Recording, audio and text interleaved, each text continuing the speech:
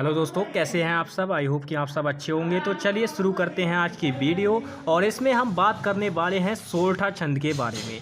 अब देखिए दोस्तों, सबसे पहली बात अगर मैं बताऊं तो ये जो चीज़ें मैं आपको अभी बता रहा हूं इस समय, ये सारी चीज़ें देखिए एक प्रकार से रटने वाली हैं। यानी कि इनको आपको रटना ही रटना होगा और आप कुछ नहीं कर सकते। इनमें कोई कंसेप्ट है ही नहीं, कोई ऐसा चीज़ ही नहीं है जिसको आप अच्छी तरीके से तैयार कर सकें। इनको आपको रटना ही रटना है। आपको दोहा छंद की परिभाषा भी रटनी होगी। और सोरठा को मैंने बताया था कि किस तरीके से याद करना है, इसकी मैंने ट्रिक बताने को बोला था, तो मैं ट्रिक बताऊंगा भी। मैंने बोला था आपसे कि अगर आपको दोहा छंद याद है तो ऐसा मान के चलो कि आपको सोरठा छंद याद है। कैसे याद है उसके लिए समझो बात को।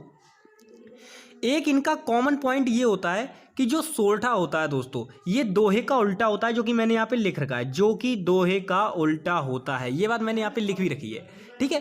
तो बस यही कॉमन पॉइंट आपको पकड़ के रखना है। और आप ऐसा करिएगा, मान लीजिए एग्जाम आया, एग्जाम में आपसे बोला कि सोरठा छंद की परिभाषा उदाहरण सहित लिखिए, ये क्वेश्चन है। अब आप इसको कैसे लिखेंगे? सबसे पहले आपको सोरठा छंद की परिभाषा लिखनी है, ठीक है। कभी कभार परीक्षा जो आपकी परिभाषा होती है, तो परीक्षा में जो आपकी परिभाषा की जगह क्या करता है, आपसे बोल देता है कि लक्षण लिखिए, यानी सोरठा छंद का लक्षण पूछ लेता है। लक्षण का मतलब भी वही होता है कि मतलब होता क्या है सोरठा छंद के अंदर। तो बस वही बातें आपको लिखनी है। तो सबसे पहली बात है कि दोस्तों, जो आपका सोरठा छंद होता है, ध्यान दीजिए, जो आपका सोरठा छंद होता है, सोरठा छंद एक अर्ध सममात्रिक छंद होता है, क्योंकि हम अभी अर्ध सममात्रिक छंद ही पढ़ रहे हैं। तो सोरठा एक अर्ध सममात्रिक छंद होता है, यह दोहे का उल्टा होता है। अब इसमें 4 चरण होते हैं, जो मैं आपको कल बताया था कंसेप्ट, जिसमें मैंने आपको बताया था कि पहले और तीसरे चरण में 13-13 मात्राएं होती है। किसमें?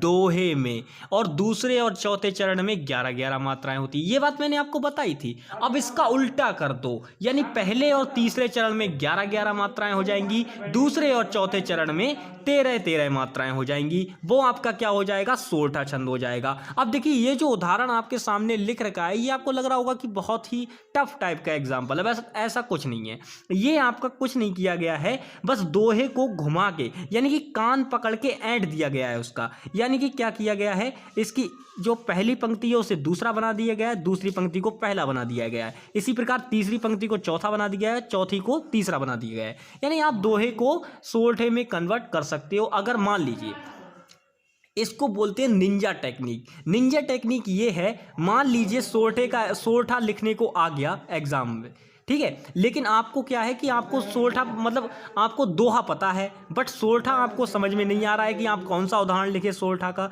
तो आपको कुछ नहीं करना है वहाँ पे आपको क्या करना है, आपको केवल इतनी बात पता है कि दोहे का उल्टा होता है और आपको परिभाषा पता है। तो बस दोहे का उल्टा होता है तो कुछ मत करो, जो दोहे का दूसरा चरण है उसको बना दो आप चौथा, और जो आपका दोहे का तीसरा चरण है उसको बना दो पहला। बस आपका काम खत्म, वहीं पे आपको नंबर मिल जाएंगे। क्योंकि वो वहां पे देखेगा टीचर, आपकी जो आपने दिमाग इस्तेमाल किया है वो दिमाग वहां पे देखेगा। वो ये नहीं देखेगा कि इसने दोहे को कन्वर्ट कर दिया है सोरठे में, वो केवल ये देखेगा कि आपका प्रेजेंस ऑफ माइंड किस प्रकार का है, ठीक है। तो बिल्कुल आपको इस तरीके से याद करना है। एक बार मैं फिर से रिपीट कर देता हूं, आज हम पढ़ रहे थे सोरठा छंद। सोरठा छंद में मैंने आपको बताया कि ये एक अर्ध सममात्रिक छंद होता है, जो कि दोहे का उल्टा होता है। इसमें मैंने बताया आपको कि 4 चरण होते हैं, जिसमें पहले और तीसरे चरण में कितनी कितनी मात्राएं होती है दोस्तों? 11-11 मात्राएं होती हैं। और वहीं अगर हम बात करें दूसरे और चौथे चरण में कितनी मात्राएं होती हैं दोस्तों, तो दूसरे और चौथे चरण में आपकी 11-11 मात्राएं होती है, जो कि क्या कहलाता है दोस्तों?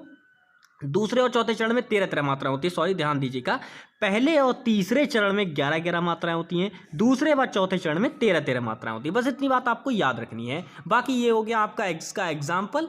आप इसका एग्जाम्पल आराम से याद कर सकते हैं। अगर आपको इस एग्जाम्पल को याद करने में कोई भी प्रॉब्लम हो या लगे कि थोड़ा टफ टाइप का है, तो मुझे बता देना, मैं इसका सिंपल वाला एग्जाम्पल भी आपको दे दूंगा, जिससे कि आपको याद हो जाए। हालांकि ये भी बहुत ही सिंपल है, लेकिन इससे भी सिंपल ढूंढने का मैं आपके लिए प्रयास करूंगा। तो टेंशन ना लीजिएगा, बिल्कुल अच्छे से पढ़ाई करते रहिएगा। और यहाँ पे हमने आज सोरठा छंद भी पढ़ लिया है। नेक्स्ट वीडियो में हम बरवय छंद, जो कि एक अर्ध सममात्रिक छंद है, जिसके बारे में हम चर्चा करेंगे। तो आज की वीडियो में बस इतना ही मिलेंगे दोस्तों, मिलेंगे नेक्स्ट वीडियो में। तब तक के लिए bye bye, take care and जय हिंद दोस्तों।